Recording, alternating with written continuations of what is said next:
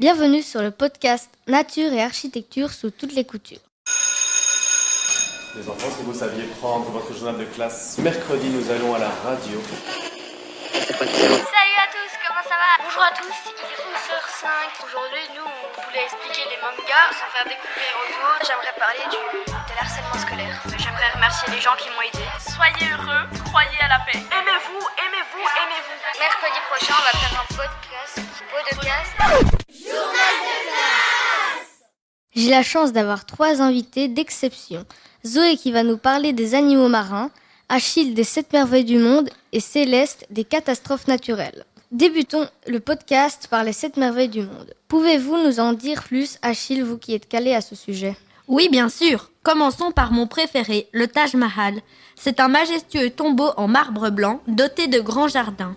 Il a été construit en Inde de 1631 à 1653 par 22 000 esclaves dont beaucoup n'ont malheureusement pas survécu au travail. Ensuite, nous avons le Machu Picchu, qui était une cité inca construite au XVe siècle durant la période du même nom au Pérou. Cette grandiose époque a duré à peu près un siècle. Mais quelles sont les plus vieilles dans tout ça? La Grande Muraille de Chine est de loin la plus vieille. Elle parcourt 6700 km de long dans les montagnes. C'est la structure architecturale la plus importante jamais construite par l'être humain. En deuxième position, nous avons Petra. Elle a été terminée en 312 avant Jésus-Christ. Chef-d'œuvre de la Jordanie, elle attire chaque année beaucoup de touristes et de visiteurs. Elle est construite uniquement en pierre et creusée dans la roche. Il en reste encore 2 en Amérique dont nous n'avons pas encore parlé. Quelles sont-elles? Il y a le Christ Rédempteur, une énorme statue de 38 mètres de haut, construite de 1926 à 1931 en béton armé. Il surplombe la ville de Rio de Janeiro, au Brésil. Ensuite, nous avons le Chichén Itzá, qui est une ville maya au Mexique, et une pyramide Kukulkan. Et pour finir en beauté, revenons en Europe, plus précisément à Rome. Le Colisée, construit de 72 à 80 après Jésus-Christ, est la spécialité de cette ville. C'est un amphithéâtre romain pouvant accueillir 50 000 touristes et spectateurs. Même si les 7 merveilles sont extraordinaires, la nature a des côtés moins merveilleux, n'est-ce pas Céleste? Tout à fait, les catastrophes naturelles sont réputées pour détruire des vies, mais il faut noter que c'est naturel. Moi, je dirais que c'est une vengeance en quelque sorte avec des cataclysmes inhumains et naturels. Je vais commencer par les vents. Par exemple, dans les régions du nord, ce sont les blizzards qui font rage. Ce sont des tempêtes avec des fortes chutes de neige et des vents soufflant à au moins 40 km/h. Dans le désert, c'est les tempêtes de sable qui ravagent tout. Ce sont des nuages de sable avec des vents irrespirables. Mais les 2 plus populaires, ça reste quand même les tornades et les cyclones. Les tornades et les cyclones, qu'est-ce que c'est? C'est dangereux?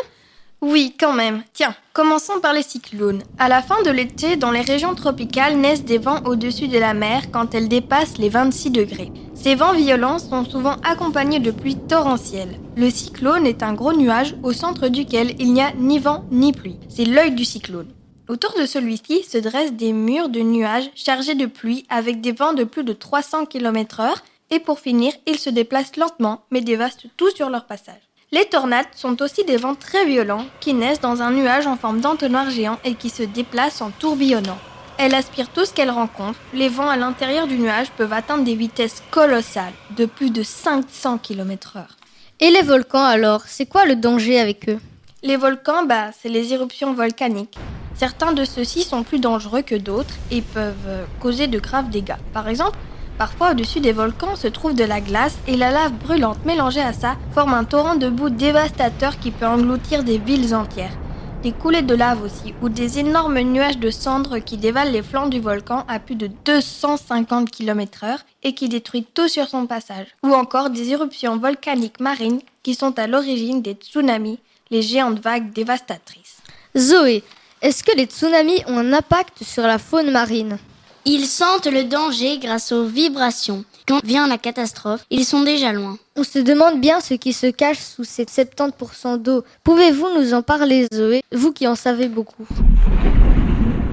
Il existe des animaux marins, des mammifères ou plus souvent appelés des cétacés, comme les dauphins, des baleines, etc. Mais en dessous de nous, il y a aussi une faune et une flore splendides, comme des coraux et des anémones de mer. Est-ce que la pollution a un impact sur les animaux marins? Les animaux marins sont peut-être très beaux, mais la plupart des mammifères sont en voie d'extinction, comme la baleine, les dauphins, etc.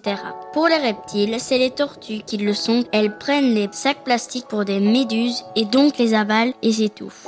Quel est votre animal marin préféré? Les dauphins, car ils sont très agiles et beaux. Il existe 37 espèces différentes et ils peuvent vivre entre 20 et 30 ans.